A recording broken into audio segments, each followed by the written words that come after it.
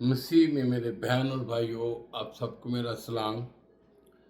آج ہم daily spiritual کے یوٹیوب چینل سے آگے بڑھتے ہوئے میں اور آپ غور کریں گے، سیکھیں گے اور اپنی روحانی خوراک حاصل کریں گے۔ زبور اس کی 5ویں کتاب اور زبور 107، زبور 107 جو کہ زبور کی 5ویں کتاب میں ہے، اور یہ زبور 43 یعنی 43 آیات پر مشتمل یہ زبور ہے۔ اب اس زبور میں کی خوبصورتی یوں تو خداوند کے کلام کی ہر ایک لکھی ہوئی بات ہمارے لیے زندگی کا باعث ہے، کوڈ آف لائف ہے، جس کو کہتے ہیں ضابطہ حیات ہے۔ اگر ہم خداوند کے کلام کی ایک ایک نقطہ پر غور کریں اپنی زندگیوں میں تو ہماری زندگیوں میں وہ فٹ بیٹھتا ہے، بشرطے کہ ہم اپنائیں، کیونکہ امثال میں لکھا ہے جو کلام پہ توجہ کرتا ہے وہ بھلائی دیکھے گا۔ آج ہم دیکھیں گے زبور 107 کی، اگر آپ اس کی پہلی آیت دیکھیں تو کیا لکھیں کہ خداوند کا شکر کرو کیونکہ وہ بھلا ہے اور اس کی شفقت ابدی ہے۔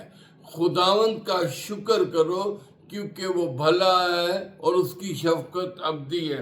اور اس کی 43 آیت پہ 43 آیت پہ پھر لکھیں گے دانا ان باتوں پر توجہ کرے گا اور وہ خداوند کی شفقت پر غور کرے گا۔ دانا دیکھیں جو کلام کو اپناتے ہیں، کلام پہ غور کرتے ہیں، بھلائی دیکھتے ہیں، خدا سے دنائی مانگتے ہیں، تو اسی لیے خدا کے کلام میں زبور 143 آیت میں لکھا ہے دانا ان باتوں پر توجہ کرے گا اور وہ خداوند کی شفقت پر غور کرے گا۔ آئیں ہم آج خداوند کی شفقت پہ غور کریں، خدا کے اس کلام کے ذریعے، زندہ کلام کے ذریعے خدا کی شفقت پہ غور کریں۔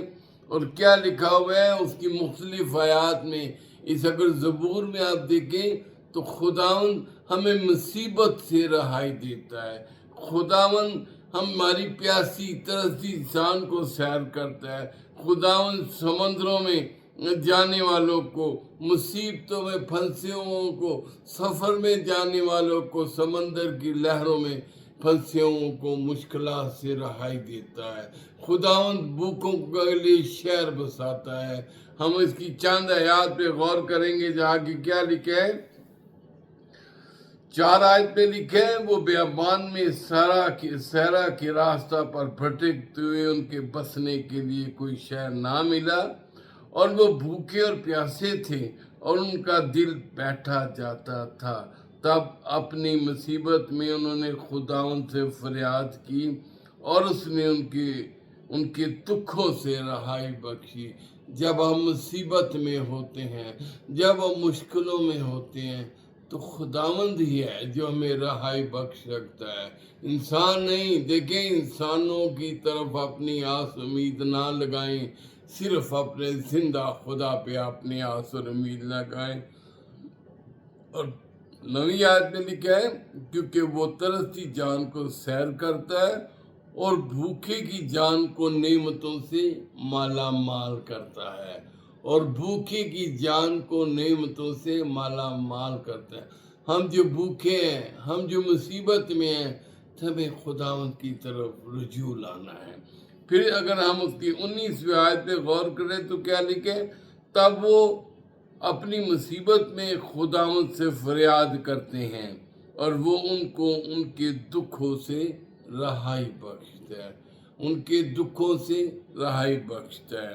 اور پھر کیا لکھا گیا جا کے ہم دیکھیں گے 23 آیت میں، جو لوگ جہازوں میں بحر پر جاتے ہیں اور سمندر پر کاروبار میں لگے رہتے ہیں، وہ سمندر میں خداوند کے کاموں کو اور اس کے عجائب کو دیکھتے ہیں، کیونکہ وہ حکم دے کر طوفانی ہوا چلاتا ہے جو اس میں لہریں اٹھتی ہیں۔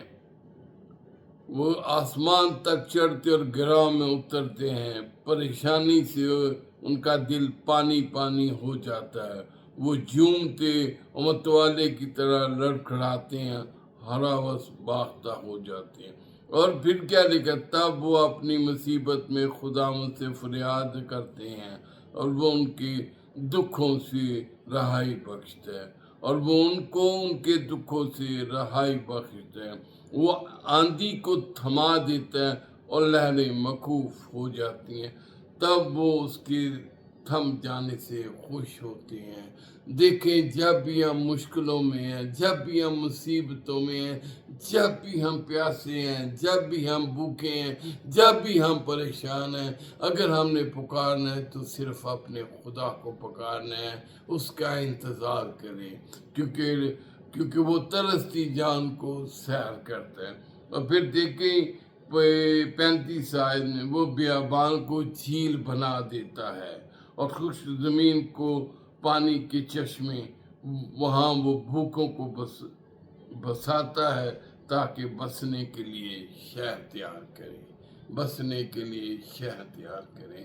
خداوند کا شکر ہو اس کی یہ قوت کے لیے، اس کی یہ طاقت کے لیے، اس کے اختیار کے لیے اور اس کی قدرت کے لیے کہ وہ ہم بھوکوں کو بساتا ہے، ہماری پیاس بجھاتا ہے، ہمیں مصیبت سے رہائی دیتا ہے، اور وہ صرف ایک ہمارا خداوند خدا ہی کر سکتا ہے، کوئی انسان نہیں۔ آئے ہم خدا کے کلام پر غور کریں، توجہ کریں اور بھلائی کے دن دیکھیں۔ خداوند آپ کو اور آپ کے بچوں کو اپنی پناہ اور محافظت میں رکھیں۔ آمین۔